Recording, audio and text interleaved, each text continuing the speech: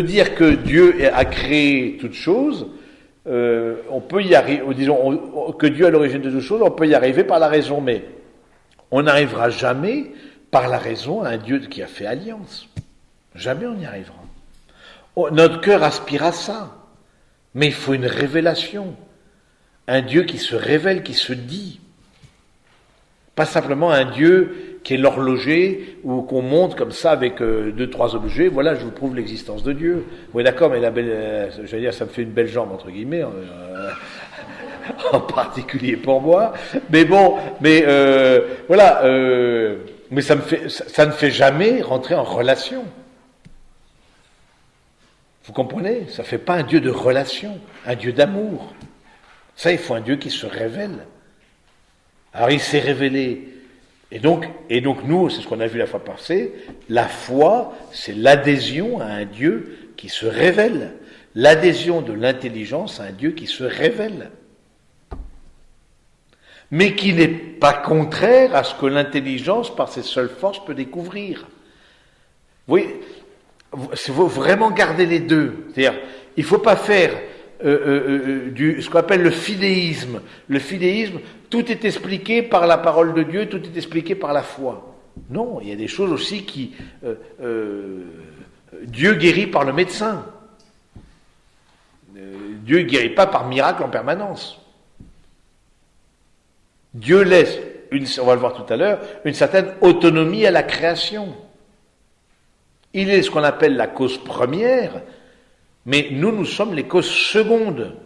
C'est-à-dire que, voilà, pour venir ici, c'est pas Dieu qui vous a amené ici. Vous avez pris le train, vous avez pris la voiture, vous avez fait du covoiturage, vous êtes venu à pied, à cheval, bon, il n'y a pas trop de chevaux, mais bon, visiblement, donc c'est important de dire, il y a un Dieu qui est cause première de tout, mais il y a ce que nous, qu'on appelle être cause seconde, qui laisse une certaine liberté à la création de fonctionner comme elle fonctionne. Il y a des tremblements de terre, c'est pas parce que Dieu le veut, c'est juste que c'est la logique de la création. Alors c'est bien de ne pas se trouver au milieu. Et c'est bien, entre autres, de ne pas créer des villes au milieu. Ça, c'est vrai. Mais ça, c'est l'homme. Ça, c'est pas Dieu. Donc juste pour vous dire que il y a vraiment, il faut à la fois lier, il y a une autonomie de l'intelligence et de la foi. C'est-à-dire que l'intelligence peut travailler de son côté, la foi peut travailler de son côté. Mais il n'y a pas de contradiction entre l'intelligence et la foi. Et ça, on doit beaucoup au pape Benoît XVI d'avoir travaillé beaucoup cette question. Parce qu'entre autres, les difficultés qu'on connaît dans le dialogue interreligieux, à 95%, c'est la question de lien entre l'intelligence et la foi. Est-ce que c'est volonté de Dieu? Et donc je ne peux rien dire. Est-ce que dès que je commence à faire travailler mon intelligence de Dieu, je blasphème? Ah non, mais non, on dit non. L'intelligence, si je travaille sur l'intelligence et mon intelligence travaille sur Dieu, ben non, au contraire, comme l'intelligence travaille sur la nature, on ne blasphème pas. On peut être dans l'erreur ou dans la vérité, mais vous voyez, les questions centrales aujourd'hui sont les questions de lien entre l'intelligence et la foi. Et il y a une légitime autonomie de notre intelligence par rapport à la foi, une légitime autonomie de la foi par rapport à l'intelligence. Alors c'est des questions peut-être un peu plus ardues, mais justement c'est ce qu'on voit ici, c'est que il y a une révélation. Avec l'intelligence, on peut découvrir les lois de la physique, mais on ne pourra jamais découvrir avec l'intelligence l'alliance. Parmi toutes les paroles de l'Écriture sainte, 289, parmi toutes les paroles de l'Écriture sainte sur la création, les 3 premiers chapitres de la Genèse tiennent une place unique. Du point de vue littéraire, ces textes peuvent avoir diverses sources. Les auteurs inspirés les ont placés au commencement de l'Écriture, de sorte qu'ils expriment dans leur langage solennel les vérités de la création, de son origine et de sa fin en Dieu, de son ordre et de sa bonté, de la vocation de l'homme, enfin du drame du péché, de l'espérance du salut. Lus à la lumière du Christ, dans l'unité de l'Écriture sainte et de la tradition vivante de l'Église, ces paroles demeurent la source principale de la catéchèse des mystères du commencement, création, chute, promesse de salut. Voilà, donc ça c'est l'Écriture sainte ensuite qui nous révèle les choses. Ça c'est, on connaît déjà, il n'y a pas besoin de Dieu crée par sagesse et par amour. Nous croyons que Dieu a créé le monde selon sa sagesse. Il n'est pas le produit d'une nécessité quelconque, d'un destin aveugle ou du hasard. Nous croyons qu'il procède d'une volonté libre de Dieu qui a voulu faire participer les créatures à son être, sa sagesse et sa bonté.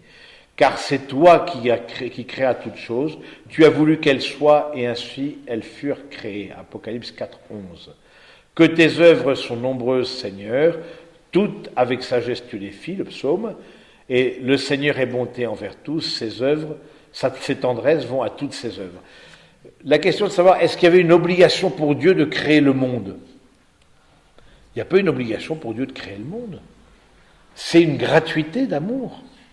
Pourquoi il y a eu la création ? Il aurait pu très bien ne pas y avoir du tout de création.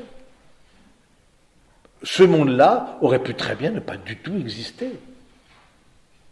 Il n'y a pas une nécessité. Le monde n'impose pas une nécessité à Dieu. Ce serait le comble. Si Dieu avait des nécessités, c'est-à-dire que quelque part, de façon obligatoire, ce monde-là devait exister, ce serait plus Dieu s'il y avait quelque chose qui s'imposait à lui, justement. Parce que, précisément, la réalité de Dieu, c'est qu'il est le tout, donc il n'a pas de chose qui s'impose à lui. Mais je trouve, c'est beau, le Seigneur est bonté envers tous, ses tendresses vont à toutes ses œuvres. C'est pour manifester l'amour, son amour de Dieu, et en particulier pour l'homme et la femme, que Dieu a créé ce monde. Il n'y avait pas de raison particulière, si ce n'est que par amour. Donc je trouve ça aussi beau de dire, dès que je contemple la création, je contemple quelque chose de l'amour de Dieu, d'un amour gratuit, d'un amour désintéressé. Et l'homme et la femme sont au sommet de la création. C'est-à-dire qu'ils en sont responsables, c'est ce qu'on a vu ce matin. Ils en sont responsables. Dieu crée de rien. Nous croyons que Dieu n'a besoin de rien, de préexistant, ni d'aucune aide pour créer. La création n'est pas non plus une émanation nécessaire de la substance divine. Dieu crée librement de rien. Quoi d'extraordinaire si Dieu avait tiré le monde d'une matière préexistante ? Un artisan humain, quand on lui donne un matériau, en fait tout ce qu'il veut, tandis que la puissance de Dieu se montre précisément quand il part du néant pour faire tout ce qu'il veut. Il crée de rien. C'est là qu'il est Dieu. S'il y avait une matière préexistante, comme dit un artisan, n'importe quel artisan, le ferronnier il prend du fer, le potier il prend de l'argile, etc. Et il crée des choses. Mais à quoi on voit qu'il est Dieu, c'est qu'il crée de rien.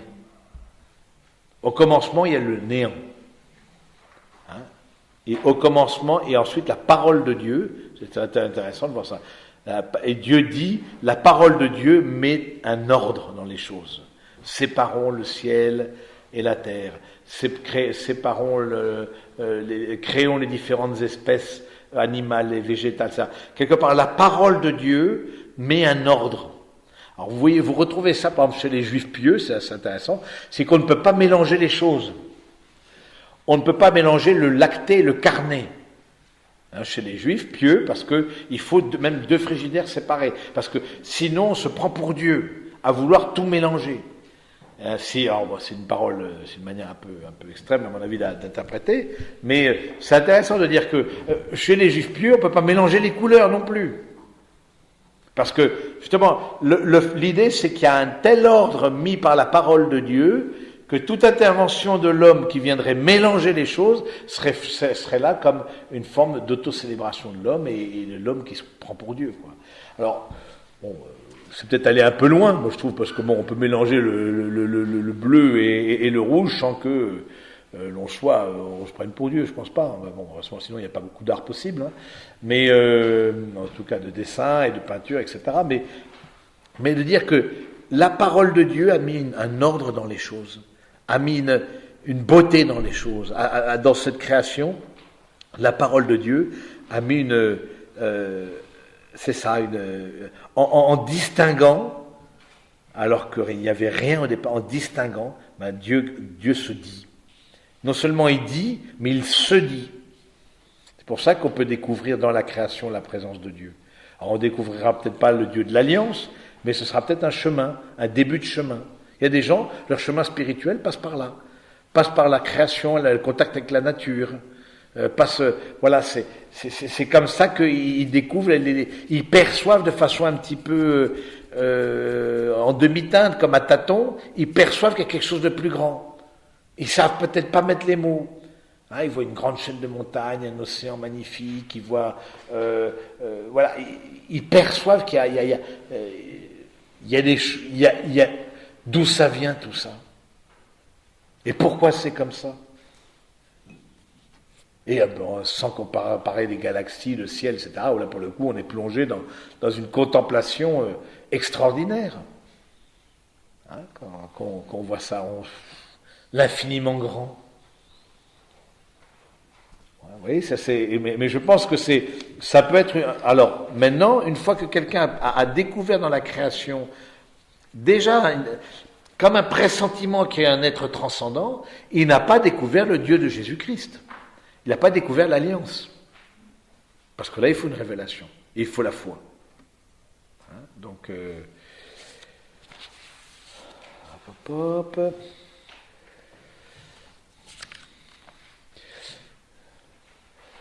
La foi, 297. La foi en la création de rien est attestée dans l'Écriture comme une vérité pleine de promesses et d'espérance. Ainsi, la mère des 7 fils les encourage au martyr.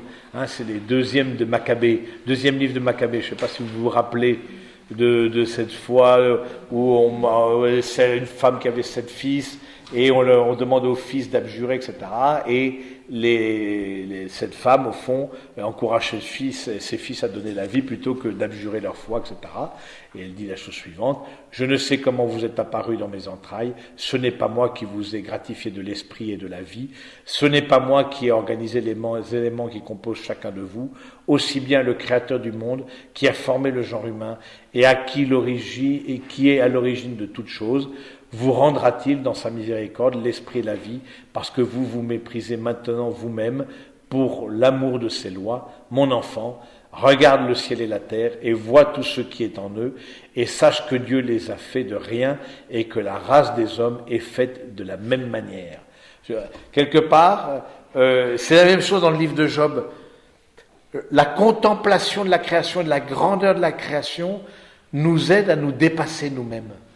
Hein, vous vous rappelez dans le livre de Job, quand l'ami Job, qui est un livre sapientiel, c'est pas qu'il y a eu un monsieur Job avec une carte d'identité, etc., et un numéro de sécurité sociale, c'est c'est un peu l'assemblage d'un certain nombre de malheurs qui est arrivé dans l'humanité qu'on a mis sous le nom de Job. Voilà. Et puis ensuite, ce monsieur Job, alors du coup, au début, il est un peu dégoûté, il dit, c'est de ta faute, c'est la tradition d'Israël, c'est de ta faute, parce que tes pères ou toi-même ont péché. Et puis à la fin, il y en a un qui arrive qui s'appelle Élihu. Élihu lui dit, regarde autour de toi là, le ciel, la terre, etc. Et puis ensuite il est comme émerveillé, Job, et puis il tombe à genoux et il dit, bah oui, je ne suis rien.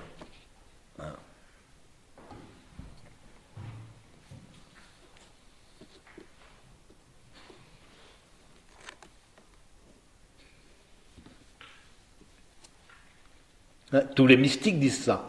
Dieu est tout, je ne suis rien. Hein, hier, on fêtait Thérèse d'Avila. Face à la création, on rentre dans l'adoration. L'adoration, c'est ça. Face à toi, je ne suis rien. Et tu es tout.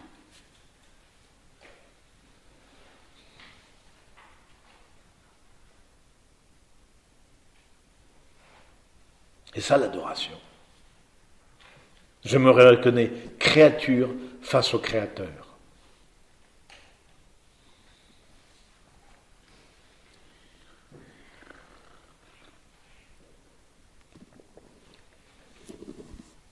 Donc, quand on parle de création, vous voyez jusqu'où ça va jusqu'à l'émerveillement, l'action de grâce. Et même jusque le fait de contempler quelque part la grandeur d'âme, comme cette femme du deuxième livre de Maccabée, voilà, qui pousse ses enfants au sacrifice d'eux-mêmes plutôt que de renier leur foi. Regarde, je ne sais comment tu es arrivé, je t'ai porté dans mes entrailles, mais je ne sais pas de quoi tu es fait. Hein, mais moi je sais qu'il y a un Dieu qui a fait le monde et la terre et la ciel, il l'a fait de rien. Aie confiance dans ce Dieu-là, qui a fait tout de rien. En la puissance de Dieu, tout puissant. C'est ça beau ce passage justement du deuxième livre des Maccabées. Hein, c'est beau, mon enfant regarde le ciel et la terre et voit tout ce qui est en eux et sache que Dieu les a fait de rien et que la race des hommes est faite de la même manière. C'est par pur désintéressement que Dieu nous a créés et a créé le monde. C'est par pur désintéressement.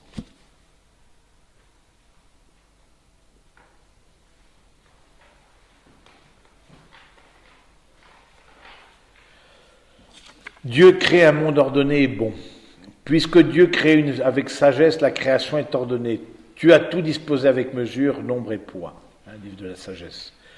Créé dans et par le Verbe éternel, hein, on a dit, c'est-à-dire, et Dieu dit, quand Dieu dit, c'est le Verbe, c'est ça, c'est Dieu se dit dans le Verbe.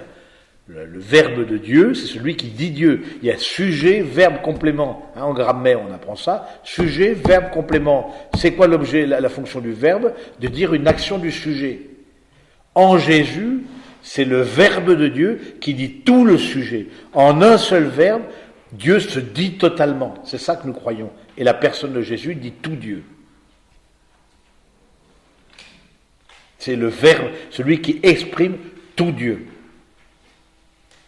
En un seul verbe, en une seule parole, Dieu se dit totalement. Alors que nous, il nous faut une multitude de paroles pour se dire, pour nous dire, et pour dire ce qu'on pense, parce qu'on n'est pas Dieu.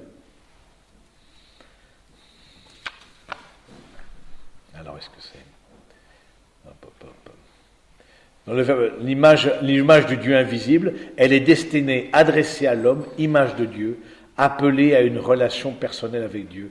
Notre intelligence participant à la lumière de l'intellect divin peut entendre ce que Dieu nous dit par sa création, certes non sans grand effort, et dans un esprit d'humilité et de respect devant le Créateur et son œuvre.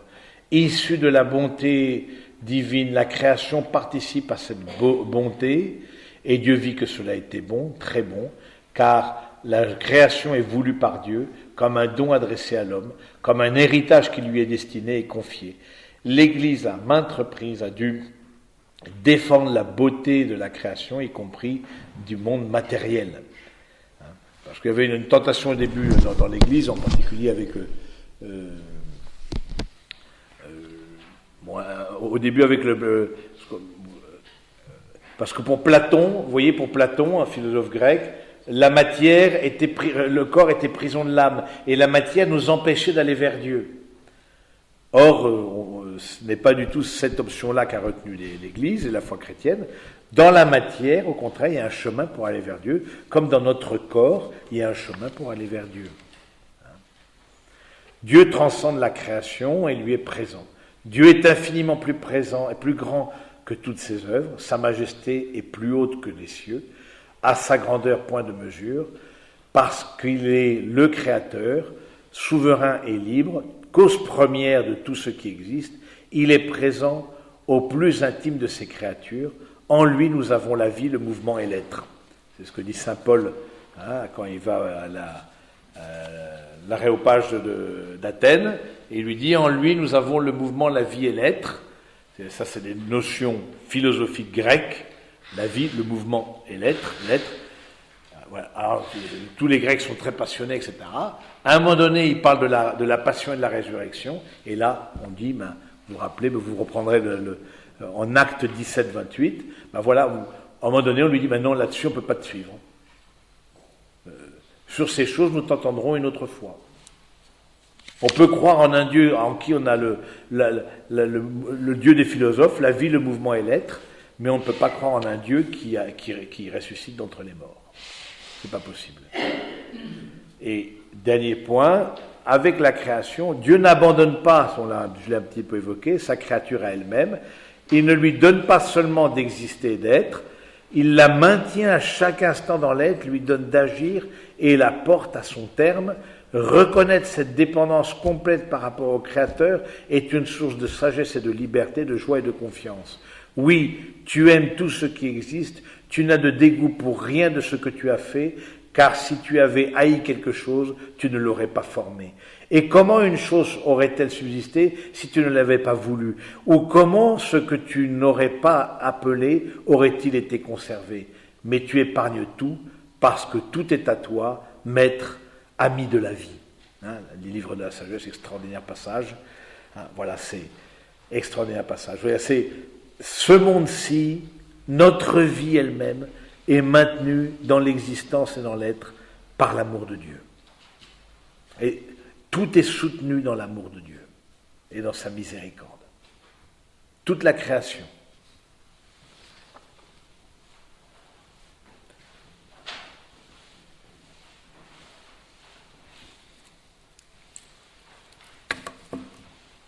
Donc voilà un petit peu ce que je voulais vous dire cet après-midi. Alors je ne sais pas si vous avez des questions là-dessus. Oui, moi j'en ai. Ah oula, attention. Parce qu'il y en a une qui me pose toujours question, justement. C'est que entre la science et la foi, Oui. Dieu, quand il a créé l'homme, il ne l'a pas créé à partir d'un animal, puisqu'il lui a donné une âme qui est quelque chose qui est lié à eux, à Dieu. Je ne vois pas comment, en progression de l'animal, tout d'un coup, il dirait que l'animal a une âme. Il y a quelque chose qui... Alors, moi là-dessus, là, je n'étais pas présent, là, je ne peux pas trop vous dire, mais comment est-ce que c'est fait la création de l'homme, etc.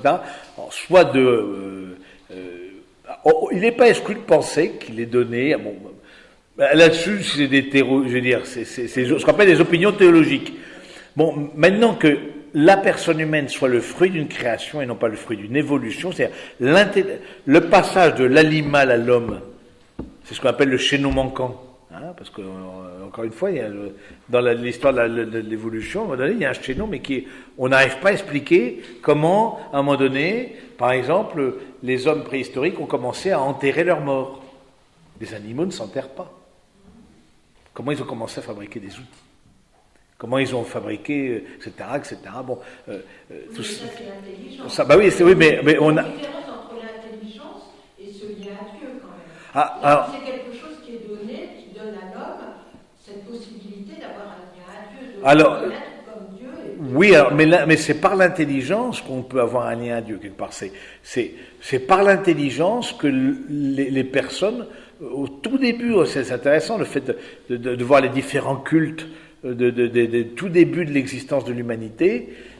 Dès qu'il y a une personne, dès qu'on parle d'hommes doués d'hommes et de femmes doués d'intelligence, il y a tout de suite eu une dimension religieuse. Oui, mais l'intelligence, c'est oui. parce qu'il retourne à Dieu quand il y a la mort. Ah, et si. C'est bien ma question. Ah, et qu'est-ce qui retourne à Dieu alors? Eh bien, c'est notre intérieur qui oui, mais c'est trop vaste, c'est trop vague de dire notre intérieur. Pour moi, c'est quelque chose qui naît simplement du niveau cérébral. Oui, mais notre intelligence et notre cœur, c'est-à-dire notre capacité de connaître et notre capacité d'aimer, c'est ce qui fait, c'est ce qui nous différencie des animaux. La pensée et l'amour.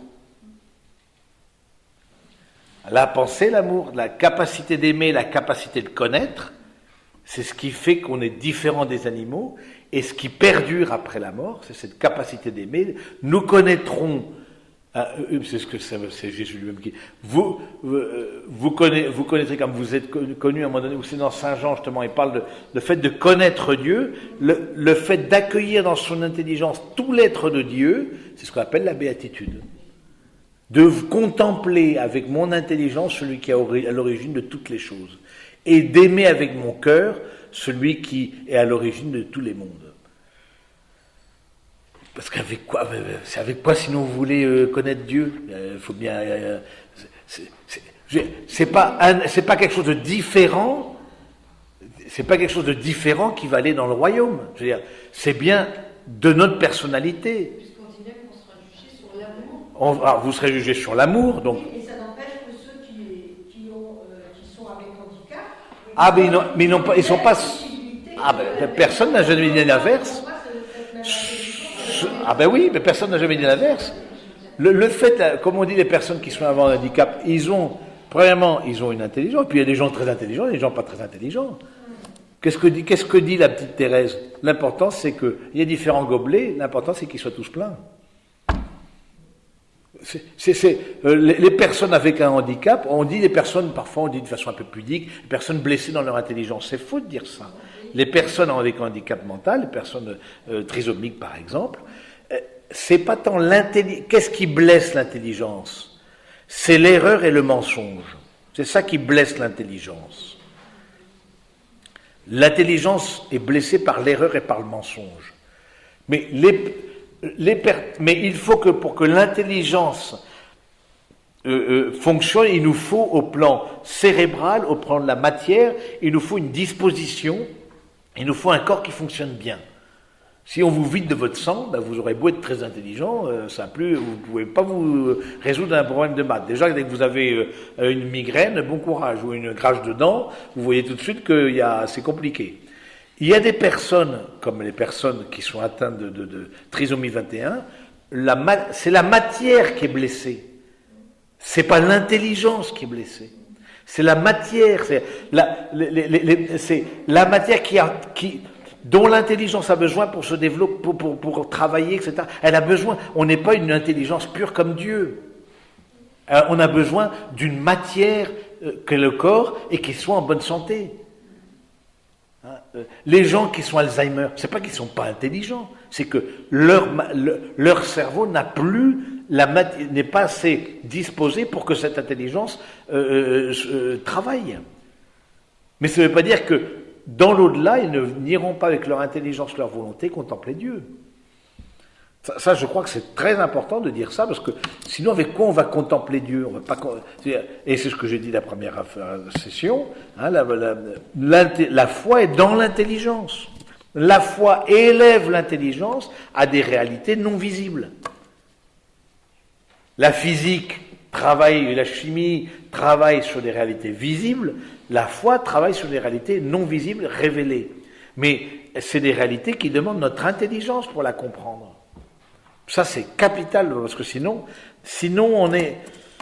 Vous voyez, d'où l'importance, par exemple, pourquoi l'Église s'est acharnée depuis le début à travailler dans le monde de l'éducation. Partout où l'Église est arrivée, c'était des collèges, des lycées, etc. Parce que précisément, il y a cette certitude que plus j'éduque la personne, et toute la personne, plus je la rends capable aussi de connaître Dieu. Et plus j'évolue dans mon intelligence, plus je donne une capacité dans mon être d'accueillir Dieu, dans l'au-delà. Mais il faut passer par la porte des pauvres, la première béatitude, hein, heureux les pauvres de cœur, les royaumes de cieux est à eux. C'est-à-dire, heureux les pauvres en esprit, il faut que cette intelligence, elle se sache créer. Elle n'est pas à l'origine d'eux. Dans notre intelligence, il y a un combat qui s'appelle l'orgueil. Et ça c'est très important. C'est vraiment, là, je crois que c'est vraiment, merci pour votre question, mais c'est très important ça. Nous croyons qu'en nous, dans la personne humaine, hommes et femmes, il y a cette intelligence, cette volonté avec laquelle nous aimerons et nous contemplerons Dieu. Et nous lui serons semblables. C'est ce que dit. Nous connaîtrons Dieu et nous lui serons semblables. Donc il y a une connaissance. La connaissance, c'est bien par l'intelligence qu'on l'a. Hein, mais pas. Et donc du coup, je pense que ce qui n'a rien à voir avec l'érudition. Une chose, c'est la capacité d'aimer, la capacité de connaître. Il y a des gens qui sont très simples et qui ont une grande capacité qui ont un contact avec le réel très sûr, qui ont une foi très sûre. Oui, la foi, il y a des gens qui ont une foi très sûre alors qu'ils ont peu de science.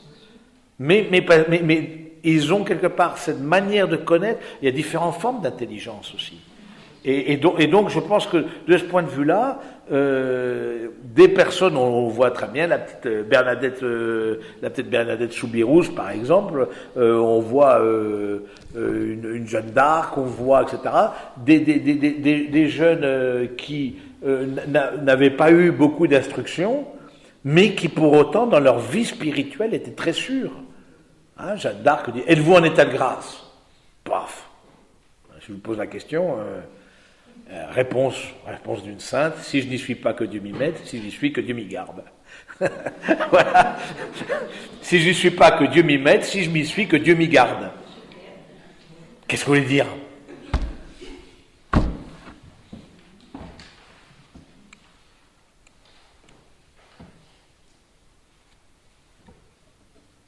Hein?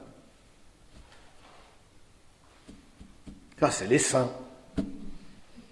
Tac, des fulgurances comme ça, mais parce que c'est leur vie de foi, on voit une vie de foi sûre. Hein, et de fait, elle a clos la bouche de ses détracteurs, Jeanne d'Arc. Donc c'est intéressant de voir comment des personnes qui ne sont pas des érudits, mais qui dans leur intelligence ont une foi sûre, peuvent vraiment être des vrais soutiens. Et vraiment, hein, bon, on a des tas d'exemples comme ça dans l'Église. Hein. Parce que la foi rend intelligent aussi. Bien sûr. Ah bien sûr. Comme la foi élève l'intelligence à des réalités non connues, la foi rend intelligent. Et l'orgueil rend bête même les plus érudits. Ah bien sûr. Ça, c'est évident. On connaît des tas de gens très intelligents, mais à force d'orgueil, à force d'ego surdimensionné, ils en viennent idiots. Mais idiots.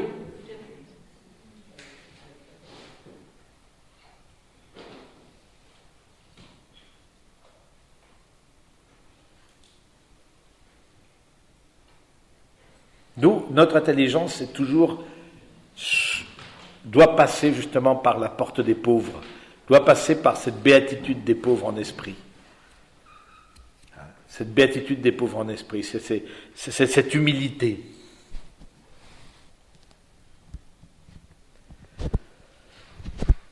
D'autres questions? Oui?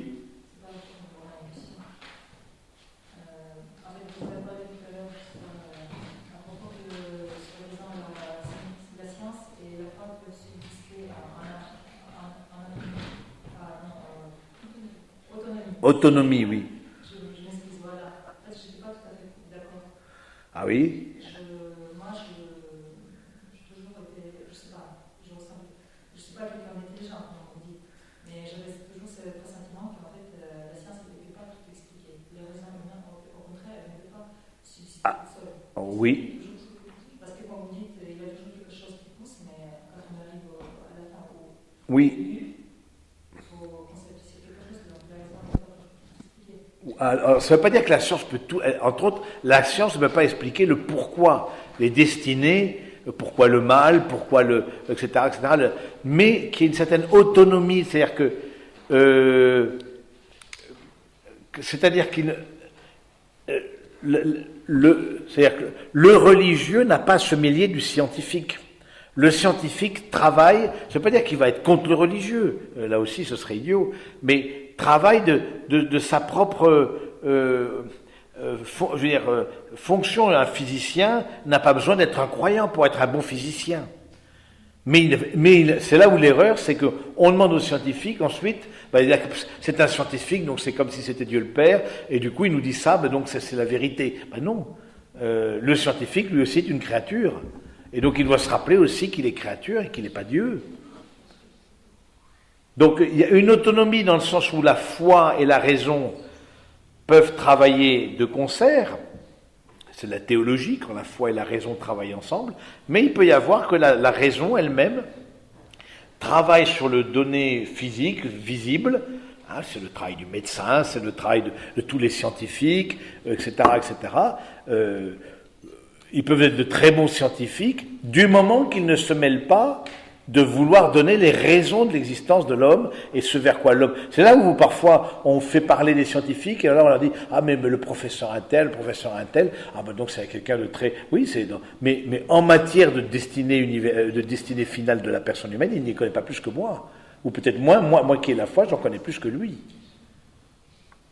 C'est vouloir faire dire aux scientifiques des choses qui ne sont pas propres de la science, qui est la destinée finale, l'origine de toute chose, et la raison du mal et du salut.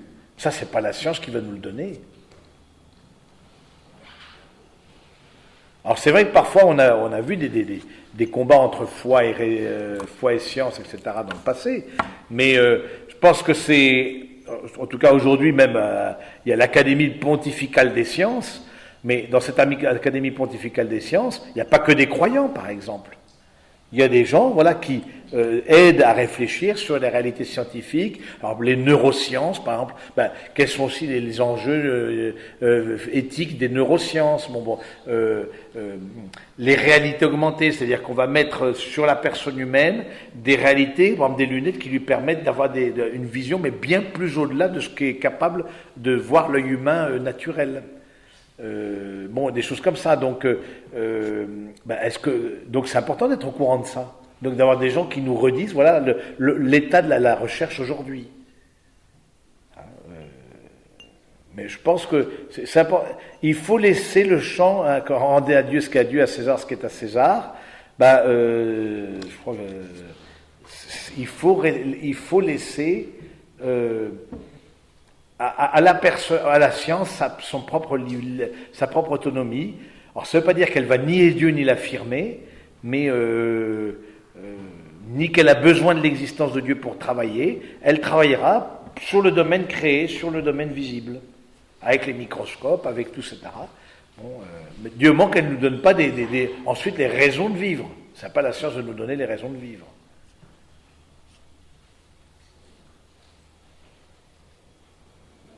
D'autres questions, oui? Son numéro 296, la création n'est pas non plus une émanation nécessaire de la substance divine. Oui. Est-ce qu'on ne peut pas penser que Dieu est les trinités de cet amour circulant entre les trois personnes, Oui. naît cette création? Alors, oui, c'est de cet amour entre les trois personnes de la création, oui, mais on ne peut pas dire que c'est nécessaire. C'est-à-dire, où est-ce que c'est? 96, 296. Il n'y a rien qui s'impose à Dieu, c'est ça. Nous croyons, c'est numéro, c'est ça, 296. Nous croyons que Dieu n'a besoin de rien de préexistant, c'est ça? La création n'est pas non plus une émanation nécessaire. Le mot c'est nécessaire, c'est obligatoire. Nécessaire, ça veut dire nécessaire s'oppose à contingent. Contingent, c'est ce qui peut être ou ne pas être.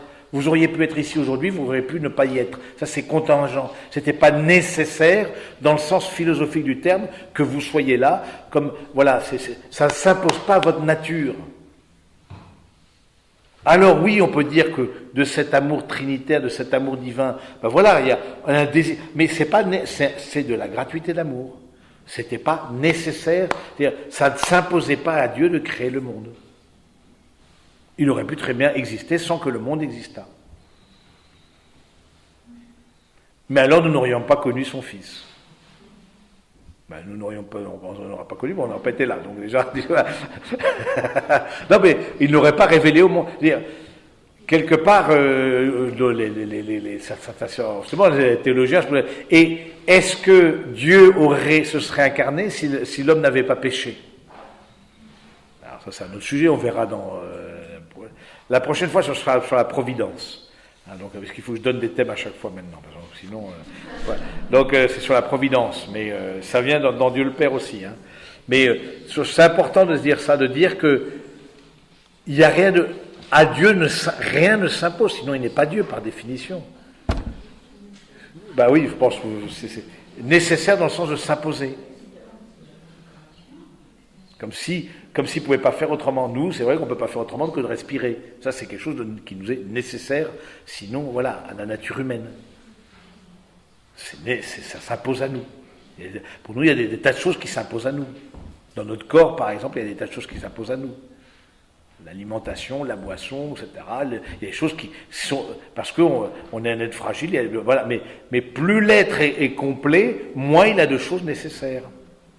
Dans le sens qui s'impose à lui. Et a fortiori Dieu, il n'y a rien qui s'impose à lui, mais il est à l'origine de tout.